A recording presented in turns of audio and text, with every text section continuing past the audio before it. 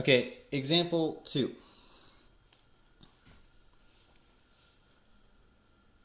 All right. It says, determine the following limits in the function value for the function shown in figure 6. Okay, where's figure 6? Is that down here? Yeah, here's figure 6. Okay, great. All right, so let me zoom in a bunch.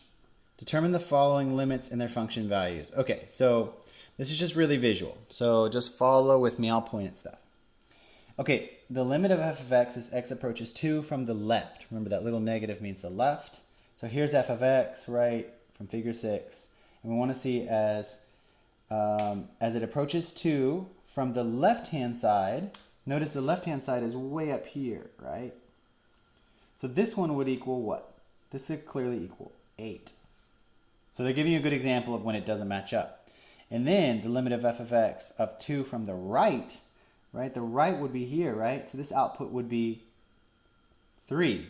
Clearly not the same thing.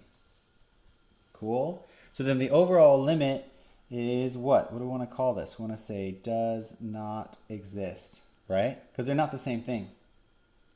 And then what is f of 2? F of 2, again, is just going to be, notice that the filled in spot for f of 2 does exist, and it is 3. Cool. There's that one. Now let's do the other drawing. So the other drawing says determine the following limits. They're just showing you all the different ways you could possibly do this. From the left-hand side, that's this bit right here. So the limit is 8. From the right-hand side, the limit is 8. So that means the total limit is 8.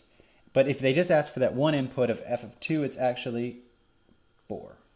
So it's a good tricky one to take a look at. We can check our answers.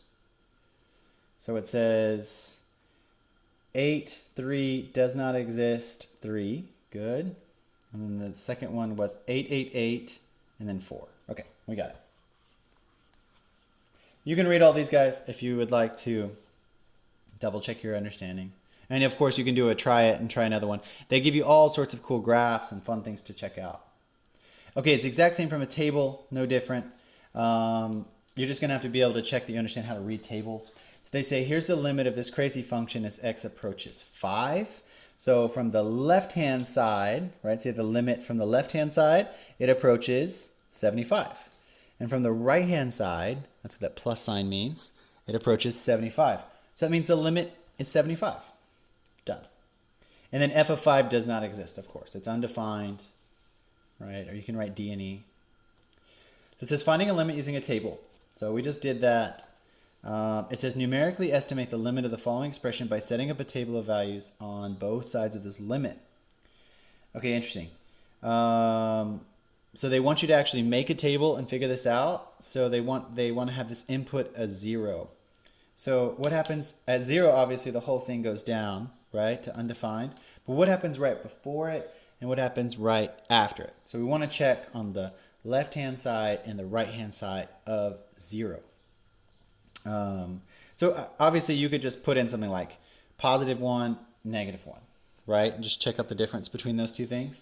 But we're going to be taking the sign of whatever value this is. So maybe we want to do something simple like doing, I don't know, what's the next thing? Pi over 2 or pi over 4. Let's see what good inputs would be. Oh, they literally just go decimal value. Okay, they must put this in a calculator. Okay, so let's just use theirs for example. So they say at 0 it's obviously undefined, but if we look on the left-hand side, it's going to 5/3. Cool. And the right-hand side, it's going to 5/3. So the limit must be at 5/3. You need a calculator to figure that out. Okay, next one. Using a graphing utility to figure out the limit. Cool. It says basically, with the use of graphing utility is possible, you just graph it, right? So we just look at this graph and we can figure out the limit from that. So we use the graphing utility to graph it close to 0, centering around x equals 0. The result would resemble something like this. Interesting. So it just gives us a limit on the top and on the bottom. So it says it doesn't exist anywhere, interestingly. It's kind of an interesting one. Okay, that's it. Okay, let's do homework for this. The main focus and the quiz questions that come from this are these type of questions. So let me wrap this up and I can even jump into the next one. So we're going to do, let's do 3 through, what should we do? Let's go like, oh, that's a lot actually. Goodness. Whew. Let's go 3 through 49. And these are great ones to practice. So that's 12, 1, 12, 1, 3 through 49. What do we say? Every other odd. All right, good luck. Write me with questions. Remember, I'm always happy if you get stuck on a problem. Just send a photo of it to me and I can help solve it with you. Good luck, you guys.